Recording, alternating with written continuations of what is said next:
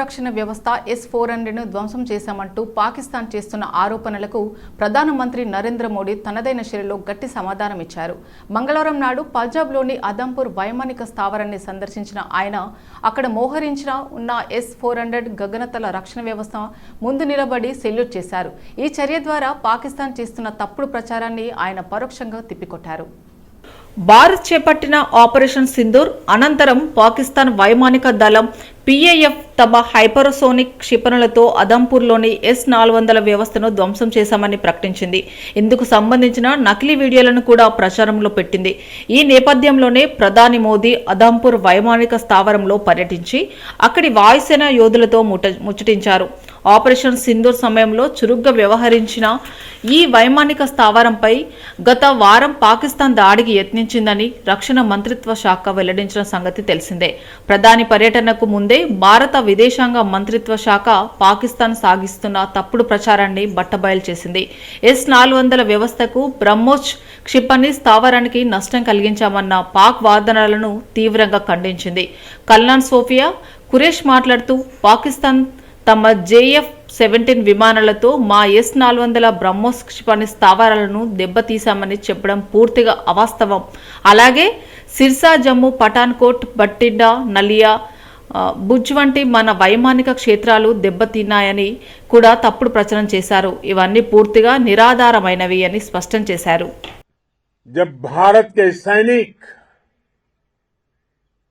मां भारती की जय बोलते हैं तो दुश्मन के कलेजे कांप जाते हैं। जब हमारे ड्रोन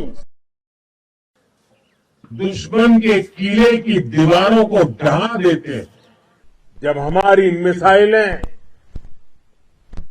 सनसनाती हुई निशाने पर पहुंचती हैं तो दुश्मन को सुनाई देता है भारत माता की जय। जब रात के अंधेरे में भी जब हम सूरज उगा देते हैं तो दुश्मन को दिखाई देता है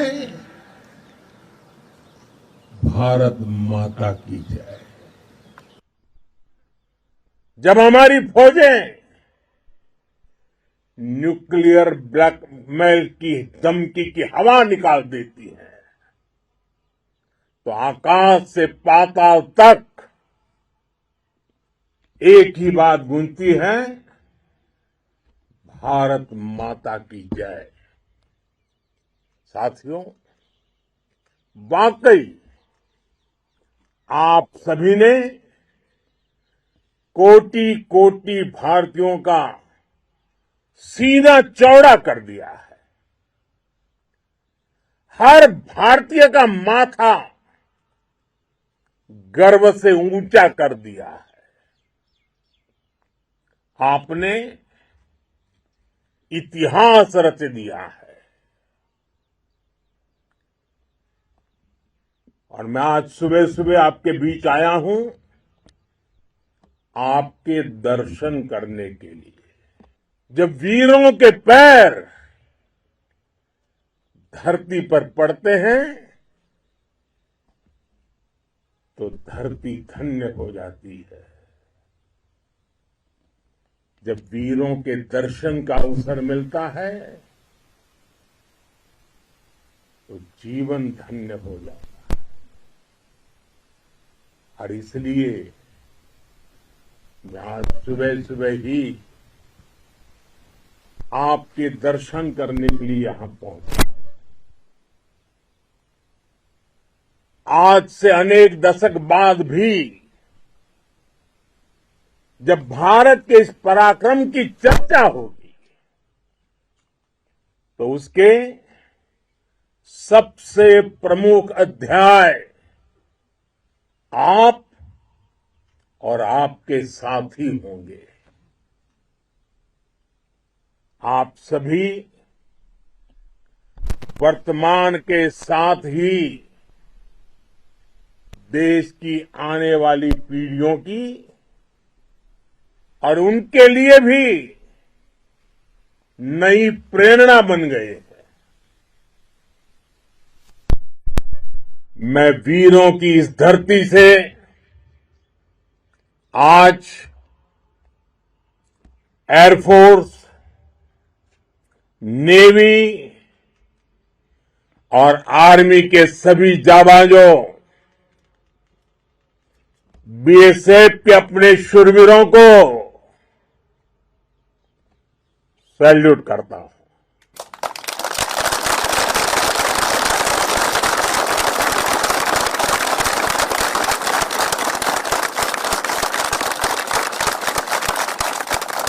भारत माता की जय! भारत माता की जय! भारत माता की जय! आपके पराक्रम की वजह से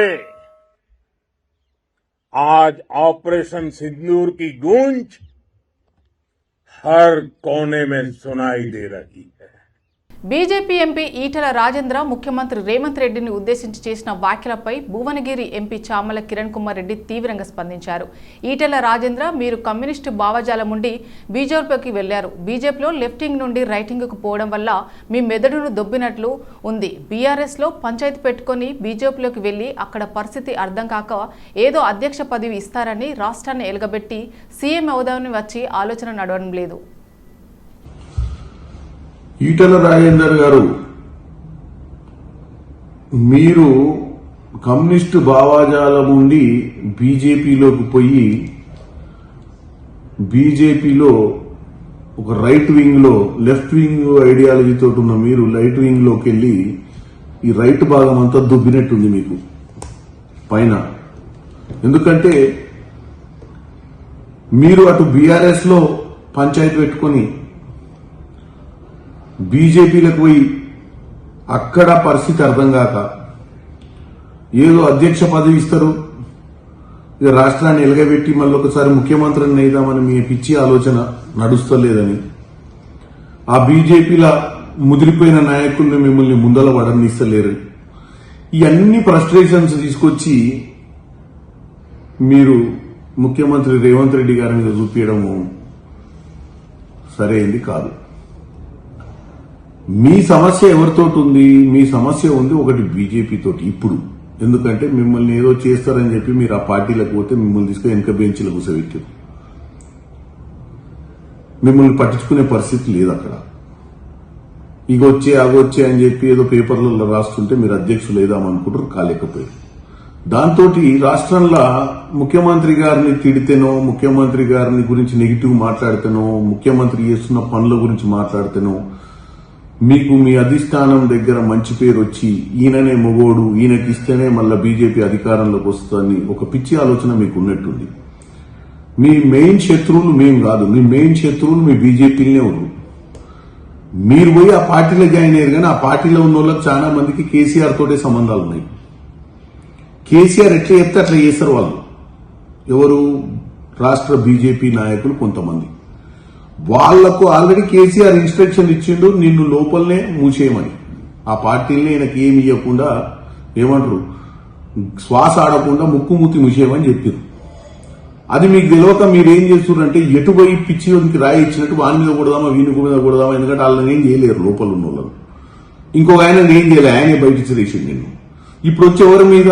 అవతల ప్రజాపాలన నడిపిస్తున్నటువంటి ముఖ్యమంత్రి రేవంత్ రెడ్డి గారి మీద విరుచుకపడితే మీకేదో గుర్తింపు వస్తున్నట్టుగా మీరు ప్రయత్నం చేస్తున్నట్టుగా అనిపిస్తుంది. తెలంగాణ రాష్ట్రంలో గ్రామాల అభివృద్ధి పేరిట కొన్ని పరిశ్రమలను ఏర్పాటు చేయడం వల్ల కలుషిత వాతావరణం ఏర్పడి గ్రామంలో ఉన్న ప్రజలు రోగుల బారిన పడడంతో ఆరోగ్యాలు చెడిపోతున్నాయని మాజీ ప్రొఫెసర్ హరిగోపాల్ ఆవేదన వ్యక్తం చేశారు.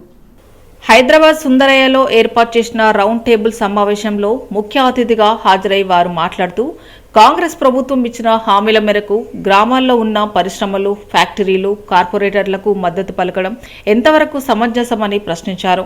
గత బీఆర్ఎస్ ప్రభుత్వంలో కూడా ఇచ్చిన హామీ మేరకు ఫ్యాక్టరీల నుంచి వచ్చే కలుషిత నీరు, విషవాయువుల చేత పాడి పంటలు, ప్రజల ఆరోగ్యాలు, అక్కడున్న భూములు నష్టపోతున్నాయని స్పష్టం చేశారు. కాంగ్రెస్ ప్రభుత్వ హయాంలో కూడా ఇలాంటి ధోరణి జరగడం విడ్డూరంగా మారిందని దుయ్యబట్టారు. రాష్ట్ర ప్రభుత్వం తక్షణమే చర్యలు తీసుకొని గ్రామాల అభివృద్ధి పేరిట జరుగుతున్న పరిశ్రమల కలుషిత నీటిపై, కలుషిత వాతావరణంపై తగిన చర్యలు తీసుకోవాలని మాజీ ప్రొఫెసర్ హరిగోపాల్ కోరారు. మొత్తంగా జరిగిన చర్చలో ఇవాళ గ్రామీణ స్థాయిలో కానీ లేదా పట్టణ స్థాయిలో కానీ దేశ స్థాయిలో ఈ అభివృద్ధి నమూనా ఆచరణలో ఉందో ఆ అభివృద్ధి నమూనా ఏ రాజకీయ పార్టీ అధికారంలో ఉన్నా అదే అభివృద్ధి నమూనాను వాళ్ళు ఆచరిస్తున్నారు అనేటువంటి దాదాపు అందరూ అంగీకరించారు. కానీ అభివృద్ధి నమూనా చాలా విధ్వంసకరమైన అభివృద్ధి నమూనా. గ్రామీణ ప్రాంతాల్లో ఏ పరిశ్రమ పెట్టినా, ప్రభుత్వాలు ఏ చర్యలు తీసుకున్నా, కార్పొరేట్ వాళ్ళు ఏ పరిశ్రమ పెట్టినా ప్రకృతి విధ్వంసము, అక్కడ కాలుష్య విధ్వంసము, తర్వాత అక్కడ మనుషులకు పని లేకుండా పూర్తిగా జీవితము చాలా దుర్భరమైనటువంటి జీవితం అనేటువంటిది కూడా. ముఖ్యంగా ఇథనాల్ అండ్ ఫార్మస్యూటికల్ ఈ రెండు కంపెనీలు ప్రమాదకరమైన కంపెనీలని ఇది తమ అనుభవం ద్వారా ఒక కాలంలో ఈ పరిశ్రమలు వస్తే చాలా ఇబ్బంది ఉంటుంది, ఈ పరిశ్రమలు వస్తే నష్టం జరుగుతుంది అని అనుకున్న వాళ్ళు ఇవాళ అనుభవపూర్వకంగా ఈ పరిశ్రమలు ఏవైతున్నాయి ఇవి ప్రజలకు ఏమాత్రం మేలు చేయకపోవడం కాకుండా ఇవి చాలా కీడు చేస్తున్నాయనేటువంటి స్పష్టంగా ఇవాళ అందరూ మాట్లాడిన దాంట్లో అది బయటకు వచ్చింది. Telangana people joint action committee ఈ కార్యకర్తలు ఎవరైతున్నారో లేక గ్రామీణ ప్రాంతాల్లో పనిచేస్తున్న వాళ్ళు లేదా ఉద్యమాలు ఏవైతే జరుగుతున్నాయో ప్రజలు ఉద్యమానికి సిద్ధంగా ఉన్నారు. ప్రజలు ఉద్యమాల్లో ఉన్నారు, పూర్తిగా ఉన్నారు లేకనే ప్రజలు ఉద్యమానికి సిద్ధంగా ఉన్నారు. ఉద్యమాల ద్వారానే ఈ అభివృద్ధి నమూనాని అడ్డుకోగలం. సరే, ప్రత్యామ్నాయ అభివృద్ధి నమూనా కూడా ఈ ప్రజా ఉద్యమాల నుంచి ఒక ప్రత్యామ్నాయ అభివృద్ధి నమూనా వస్తుందనే విశ్వాసం మాకు. కాబట్టి మేము అందరం కూడా ఒక సమన్వయంతో సమిష్టిగా సంఘటితంగా ప్రజలు పోరాటాలు చేస్తే ఈ అభివృద్ధి నమూనాని ఇప్పటికైనా అడ్డుకోగలము అనేటువంటి విశ్వాసంతో మేమంతా పనిచేస్తున్నాము. మల్కాజ్గిరిలో ఉన్న సమస్యలను దశల వారీగా పరిష్కరించేందుకు కృషి చేస్తున్నాను అని మల్కాజ్గిరి ఎమ్మెల్యే మర్రి రాజశేఖర్ రెడ్డి అన్నారు. మల్కాజ్గిరి నియోజకవర్గంలోని నేరెడ్మెట్, మౌలాలి, గౌతమ్ నగర్లోని పలు ప్రాంతాలలో పర్యటించారు ఎమ్మెల్యే మర్రి రాజశేఖర్ రెడ్డి. ఈ సందర్భంగా Gautam Nagar division corporator Sunitharam Yadav municipal అధికారులతో కలిసి పర్యటించారు. ఈ సందర్భంగా ఎమ్మెల్యే మాట్లాడుతూ డివిజన్లోని చిన్మయ్య మార్గంలో కొద్దిపాటి వర్షానికి నీరు ఇళ్లలోకి వచ్చి డ్రైనేజ్ సమస్య తలెత్తుతుందని, వీటిని పరిష్కరించేందుకు కృషి చేస్తానని ఆయన అన్నారు. ఈ కార్యక్రమంలో బీఆర్ఎస్ నాయకులు, కార్యకర్తలు, కాలనీ ప్రజలు పెద్ద ఎత్తున పాల్గొన్నారు. ప్రతి వర్షాకాలం ఈ యొక్క ఏరియా మునిగిపోవడము, సో దానికి ఏ విధమైన చర్యలు చేపడితే ఆ ప్రాబ్లం సాల్వ్ అవుతుంది అనే ఉద్దేశంతో ఇక్కడ టోటల్గా అన్ని ఏరియాలు తిరిగి చూడడం జరిగింది. చాలా మటుకైతే ముందుకు పనులు అయినాయి, కానీ ఒక 2-3 పనుల దగ్గర ఇంకా తీవ్రంగా ఇబ్బంది ఉంది. వాటిని అడ్రస్ చేయడానికి అధికారుల హెల్ప్ తీసుకొని వాళ్ళు ఒక సొల్యూషన్ తోటి వస్తూ అంటున్నారు. సో ఒక 2 ఇండ్ల మధ్యలోకించి ఆ నీళ్ళని పాస్ చేయాల్సిన అవసరం ఉంది వాళ్ళకు. సో ఆ ఇంజనీరింగ్ ఒక ఆస్పెక్ట్. అదేవిధంగా రైల్వే వాళ్ళతో మాట్లాడి ఒక పాత డ్రైన్ని పునరుద్ధరించగలిగితే వాటర్ డిస్ట్రిబ్యూట్ కూడా, అంటే డ్రైన్ వాటర్ డిస్ట్రిబ్యూట్ కూడా అవుతుందని అనుకుంటున్నాము. ఇవన్నిటి మీద స్టడీ చేయడానికి లౌక్య మేడం, దివ్య మేడం ఒప్పుకున్నారు. కాబట్టి త్వరలోనే ఒక చక్కటి ఉపశమనం కలిగిస్తామని చెప్పేసి కాలనీ వాసులందరికీ కూడా తెలియజేసుకుంటున్నాను. అదేవిధంగా చిన్మయ్ మార్గ్లో ఇది 60 ఫీట్ల రోడ్ అని అప్పుడు మన హెచ్ఎండిఏ టౌన్ ప్లానింగ్లో ఉంది కాబట్టి దానిపైన కూడా అధికారుల దృష్టికి, ముఖ్యమంత్రి దృష్టికి, అసెంబ్లీలో కూడా చెప్పడం జరిగింది. దాని ఒరిజినల్గా ఎంతైతే రిక్వైర్డ్ ఉందో అంతమటుకే దాన్ని కుదించాల్సిందిగా కోరుతున్నాము. ఇప్పుడు అక్కడ 20 ఫీట్ల రోడ్డు, 30 ఫీట్ల రోడే ఉంది. దాన్ని 60 ఫీట్ల రోడ్డు చేయడం మూలన చాలా ఇండ్లు నష్టపోతాయి. అది ఇంకోటి ఎక్కడ త్రూఫేర్ కాదు, అంటే వేరే ఒక మేజర్ ఏరియాకు పోయే రోడ్డు కూడా కాదు, అది కాలనీల మధ్యలో తిరిగే రోడ్డు కాబట్టి దాన్ని కూడా సరి చేసుకోవాల్సిన అవసరం ఉంది. తప్పకుండా దాన్ని కూడా చేస్తామని ఈ సందర్భంగా తెలియజేసుకున్నాం. చిన్మయ్ మార్గ్లో వర్షం పడినప్పుడు చాలా ప్రాబ్లం ఫేస్ చేయడం అవుతుంది. ఇళ్లలోకి నీళ్లు పోవడము చాలా ప్రాబ్లం ఫేస్ చేస్తున్నారు. దానివల్ల ఈరోజు దానికోసం సొల్యూషన్ కోసం అని చెప్పేసి మన డిఈ గారితో, అదేవిధంగా ఈఈ దివ్యజ్యోతి గారితో కూడా, అలాగే మన ఎమ్మెల్యే మర్రి రాజశేఖర్ రెడ్డి అన్న గారు కూడా విచ్చేసి దానికోసం మార్గాన్ని కనుక్కోవడం కోసం పర్యటించడం జరిగింది. అదేవిధంగా కాలనీ వాసులందరితో కూడా పర్యటించి దానికి సొల్యూషన్ ఏంది అనేది తెలుసుకోవడానికి ఈరోజు ఈ సందర్భంగా అందరూ కూడా మాకు సహకరించినందుకు అందరికీ థ్యాంక్స్ తెలియజేసుకుంటున్నాను. గోపన్పల్లి తండాలో ఐటీ పార్క్ ఏర్పాటును రాష్ట్ర ప్రభుత్వం తక్షణ విరమించుకోవాలని ఆల్ ఇండియా బంజారా సేవ్ సంఘ జాతీయ అధ్యక్షుడు ఎస్ రాజ్ నాయకుడు డిమాండ్ చేశారు. బషీర్బాగ్ ప్రెస్ క్లబ్లో ఏర్పాటు చేసిన మీడియా సమావేశంలో all India tribal JEC chairman Ravindra Nayak, గిరిజన సంఘం రాష్ట్ర అధ్యక్షులు ధర్మానాయక్, హైకోర్టు అడ్వకేట్ శ్రీనివాసరావుతో కలిసి ఆయన మాట్లాడారు. షేర్లింగంపల్లి మండలం గోపన్పల్లి తండా పరిసరాల్లో 440 ఎకరాల్లో ప్రభుత్వం ఐటీ పార్క్ ఏర్పాటుకు కసరత్తు ప్రారంభించడంతో గోపన్పల్లి తండా లంబాడి గిరిజనులతో ఆందోళన భయం నెలకొందని తెలిపారు. దాదాపు 400 ఏళ్ల నుండి తమ పూర్వీకులు ఇక్కడ కొండకోనలో నివసిస్తూ పశు పోషణ వ్యవసాయం చేసుకుంటూ జీవనం కొనసాగించి తమకు వారసత్వంగా ఈ భూములు ఇచ్చారని వివరించారు. ఇప్పటి తండావాసులు ఆ భూముల్లో వరి, కూరగాయలు, ఆహార పంటలు పండించుకొని జీవనం కొనసాగిస్తున్నారని తెలిపారు. ఈ భూములకు ప్రభుత్వం పట్టా పాసుబుక్కులు కూడా జారీ చేసిందని పేర్కొన్నారు. ఒకనాడు ఎలాంటి విలువ లేని భూములు నేడు హైదరాబాద్ నగరం విస్తరించడంతో ఆ భూములకు రెక్కలొచ్చి ఎకరం కోట్లు పలకడంతో పలు కార్పొరేట్ కంపెనీల దృష్టి ఈ భూములపై పడిందని ఆరోపించారు. దీంట్లో హైకోర్టు 2007-2008 ఒక ఆర్డర్ వచ్చింది, తీసుకోకూడదు, తీసుకుంటే రైతులను మెప్పించి ఒప్పించి తీసుకోవచ్చు, అది కూడా పబ్లిక్ పర్పస్ అని చెప్పింది. అయితే మేమేం అడుగుతున్నామంటే ఈరోజు 4 నెలలు కానీ రాగానే మళ్ళీ ఇప్పుడు కొత్తది ఒకటి ల్యాండ్, ఈ ల్యాండ్ మేము అమ్మకూడదు, ప్రొవిజన్ లిస్ట్ లో పెట్టి ఇచ్చినారండి. మా భూములు ప్రొవిజన్ లిస్ట్ లో మేము భూమి ఇప్పటిదాకా పిల్లలు పెళ్లి చేయలేక, ఇల్లు కట్టుకోలేక నాన్న అవస్థలు పడుతుంటే, నాన్న ఇబ్బందులు పడుతుంటే ప్రభుత్వం దృష్టి కనపడతలేదు అని వస్తా ఉన్నాం. అయ్యా ముఖ్యమంత్రి గారు, ఎంతో మంది ముఖ్యమంత్రులు మారిపోయినారు. 2003 నుండి ఈ రోజు వరకు ఎంతో మంది ముఖ్యమంత్రులు మారినారు. ఆ రోజు చంద్రబాబు నాయుడు మారినారు, వైఎస్ఆర్ రెడ్డి గారు మారినారు, తర్వాత కిరణ్ కుమార్ రెడ్డి, రోషయ్య, తర్వాత కేసీఆర్, ఇప్పుడు రేవంత్. అయ్యా రేవంత్ గారు, నమ్ముడులందరూ ఓటు గెలిచినామని చెప్పినావు ఆయన, మేము నీకు రిక్వెస్ట్ చేస్తున్నాము, దండం పెడుతున్నాము, దయచేసి మా రైతుల భూమి తీసుకోక సార్. మేము అడిగేది ఒక్కటే, మా భూములు మేము ప్రాణాలు పోయినా ఇన్ని సంవత్సరాలు కాపాడుకుంటూ వచ్చినాం, ఇన్ని సంవత్సరాలు కాపాడుకుంటూ వచ్చిన హైదరాబాద్ లో ఈరోజు మాకు గడ్డ కొట్టుకొని పోయినట్టు కొట్టుకొని పోతుంటే మంచిది కాదు సార్. మేము రిక్వెస్ట్ చేస్తున్నాము, మీరందరూ మాకు సహకరించాలని చెప్పేసి. ఆడ కేసీఆర్ ఏమంటాడు, అయ్యా నమ్మదాన్ని ఓడిపోయినామంటారు. అయితే ఎవరికి మేము ఎవరికి దుష్పన్ను కాదు, ఎవరు మేము ఇబ్బంది పెట్టలేము. మేము ఎకరాల 15 గుంటలు, 72 మంది గిరిజన కుటుంబాలు, మొత్తంగా 300 కుటుంబాలు, 72 మంది మీద ఉన్నటువంటి భూమి. గిరిజనులు అంటే అడవి, అడవి అంటేనే గిరిజనులు. ఇప్పుడు వచ్చినటువంటి ప్రభుత్వాలు వచ్చినప్పుడు పుట్టినటువంటి కాదు గిరిజనులు. వాళ్ళ జీవన విధానం అడవితో ముడిపడి ఉంది, అడవితో పాటు వ్యవసాయంతో ముడిపడి ఉంది. వ్యవసాయం ఉంది కాబట్టి పశు పోషణ, గోర్లు, మేకలు, కోళ్ళు, కుక్కలతో జీవిస్తున్నటువంటి వాళ్ళు. వీళ్ళు దాదాపుగా ఈ ప్రభుత్వాలు రాకుండా ముందే, స్వాతంత్రం రాకుండా ముందే ఈ గోపనపల్లి ప్రాంతాలు జీవిస్తున్నటువంటి గిరిజనులు.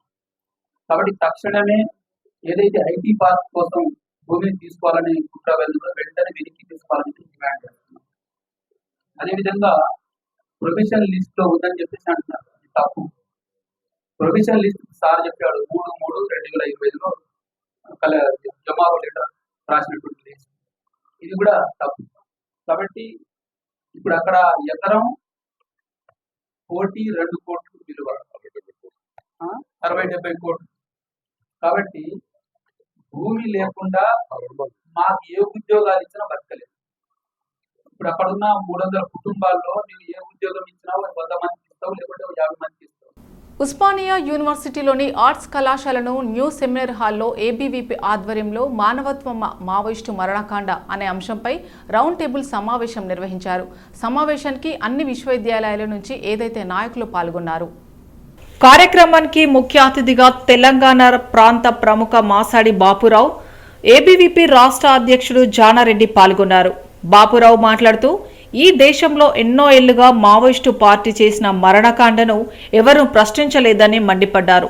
ఇప్పుడు కొంతమంది ప్రొఫెసర్లు మేధావులుగా చెప్పుకునేవారు ఆపరేషన్ కగాను నిలిపివేసి కేంద్ర ప్రభుత్వం మావోయిస్టులతో చర్చలు జరపాలని డిమాండ్ చేయడాన్ని తీవ్రంగా ఖండించారు.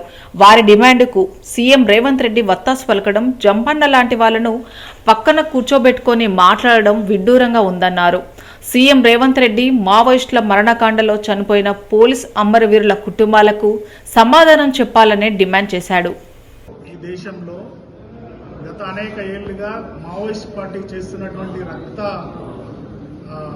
చరిత్రను, మావోయిస్ట్ పార్టీ చేస్తున్నటువంటి మారణకాండను ప్రశ్నించకుండా ఇప్పుడు ఆపరేషన్ కగారుతో చేపట్టినటువంటి ప్రభుత్వం చేస్తున్నటువంటి ప్రయత్నాలకు వ్యతిరేకంగా అనేక మంది ప్రొఫెసర్లు, తర్వాత కొంతమంది సెల్ఫ్ డిక్లేర్డ్ మేధావులు బయటకు వచ్చి మేము శాంతి స్థాపిస్తామని చెప్తూ ఉంటే ముఖ్యమంత్రి కూడా ఇది శాంతి భద్రతల సమస్యగా చూడొద్దు, ఇది ముమ్మాటికి సామాజిక సమస్యగా చూడాలని చెప్పడము, అది కూడా జంపన్న లాంటి వాళ్ళను పక్క కూర్చోబెట్టుకొని చెప్పడం అనేది ఈ పోలీసుల యొక్క ఆత్మస్థైర్యాన్ని దెబ్బతీయడమే.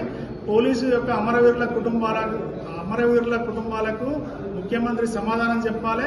అదేవిధంగా ఈ రాష్ట్రంలో చనిపోయినటువంటి అనేక మంది సివిలియన్స్ కూడా ముఖ్యమంత్రి సమాధానం చెప్పాలని చెప్పి మేము డిమాండ్ చేస్తాం. చెన్నైలోని ఓ మెడికల్ కాలేజ్లో చదువుతున్న జార్ఖండ్కు చెందిన యువతిపై బాచ్పల్లిలో మద్యం మత్తులో యువతిపై సామూహిక అత్యాచారం చేసిన అజయ్ హరి.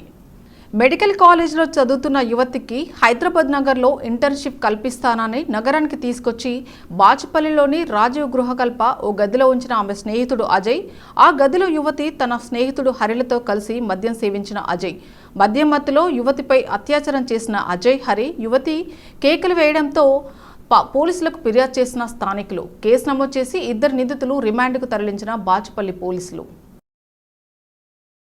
తీవ్రమైన వేసవి తాపంతో అల్లాడుతున్న దేశ ప్రజలకు భారత వాతావరణ విభాగం ఐఎండీ చల్లటి శుభవార్త అందించింది. దేశ వ్యవసాయానికి, ఆర్థిక వ్యవస్థకు జీవనాధారమైన నైరుతి రుతుపవనాలు చురుగ్గా కదులుతూ అంచనాల కంటే ముందుగానే దేశంలోకి ప్రవేశించాయి. మంగళవారం నాటికి నైరుతి రుతుపవనాలు దక్షిణ అండమాన్ సముద్రం, నికోబార్ దీవులతో పాటు దక్షిణ బంగాళాఖాతంలోని కొన్ని ప్రాంతాలకు విస్తరించినట్లు ఐఎండీ అధికారికంగా ప్రకటించింది. రుతుపవనాల ప్రభావంతో నికోబార్ దీవుల్లో గత 2 రోజులుగా విస్తారంగా వర్షాలు కురుస్తున్నాయని వాతావరణ శాఖ తెలిపింది. రాబోయే 3-4 రోజుల్లో ఇవి మరింతగా విస్తరించి అండమాన్ నికోబార్ దీవుల మొత్తంతో పాటు దక్షిణ అరేబియా సముద్రం, మధ్య బంగాళాఖాతంలోని మరికొన్ని ప్రాంతాలకు చేరుకుంటాయని, ఇందుకు వాతావరణ పరిస్థితులు అనుకూలంగా ఉన్నాయని ఐఎండీ పేర్కొంది. ఈ పరిణామాల నేపథ్యంలో ఈ నెల 27వ తేదీన నైరుతి రుతుపవనాలు కేరళ తీరాన్ని తాకే అవకాశం ఉందని ఐఎండీ ఇందివరకే అంచనా వేసింది. సంగతి తెలిసిందే. ఈ నెల 27వ తేదీ నాటికి నైరుతి రుతుపవనాలు కేరళ తీరాన్ని తాకే అవకాశం ఉందని ఐఎండీ ఇదివరకే అంచనా వేసిన సంగతి తెలిసిందే. సాధారణంగా జూన్ 1వ తేదీన కేరళలోనికి ప్రవేశించి నైరుతి ఈసారి సుమారు 4 రోజుల ముందే రానుండడం గమనార్హం. ఇది సాకారమైతే 2009 తర్వాత రుతుపవనాలు ఇంత ముందుకు రావడం ఇదే ప్రథమవుతుంది. 2009 మే 23న నైరుతి రుతుపవనాలు కేరళ తీరాన్ని తాకాయి. Rajendranagar Upparapalli Ganga Bhavani bar and restaurant వద్ద అర్ధరాత్రి యాదృచ్ఛికంగా మద్యం అమ్మకాలు. అర్ధరాత్రి 1 దాటిన అండ్ రెస్టారెంట్లో మద్యం బాటిల్స్ అధిక ధరకు అమ్ముతున్నారు. ఒకప్పుడు బెల్ట్ షాపులు గ్రామానికి 2-3 భయంగా నిర్వహించేవారు. కానీ నేడు బార్ యాజమాన్యం మాత్రం బార్ వెనకాల ఉన్న షెల్టర్ లేపి మరి విచ్చలవిడిగా అర్ధరాత్రి మద్యం అమ్మకాలు జరుపుతున్నారు. వైన్స్లు రాత్రి 11 గంటలకు మూసివేయడంతో మందుబాబులు బార్ షాపుల్లో కొనుగోలు చేయడానికి వచ్చి తరచు గొడవలు సృష్టిస్తున్నారు. అర్ధరాత్రి సమయంలో మద్యం తాగి మందుబాబులు రోడ్పై హంగామా సృష్టిస్తున్నారు. ఇతర కుటుంబాలకు ఇబ్బందులు కలిగేలా వ్యవహరిస్తున్నారు. అధికారులు మాత్రం చోద్యం చూస్తున్నారని పలువురు వాపోతున్నారు. ఇకనైనా గంగా భవానీ బార్ యాజమాన్యంపై చర్యలు తీసుకోవాలని స్థానికులు కోరుతున్నారు.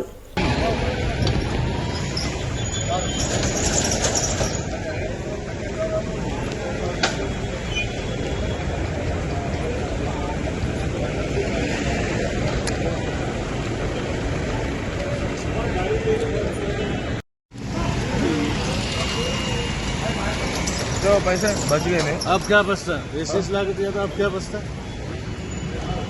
नहीं एनालिसिस किया जब नहीं है जिसके लिए आपको जबरदस्ती करके ला रहा हूँ वही लाना क्या करता?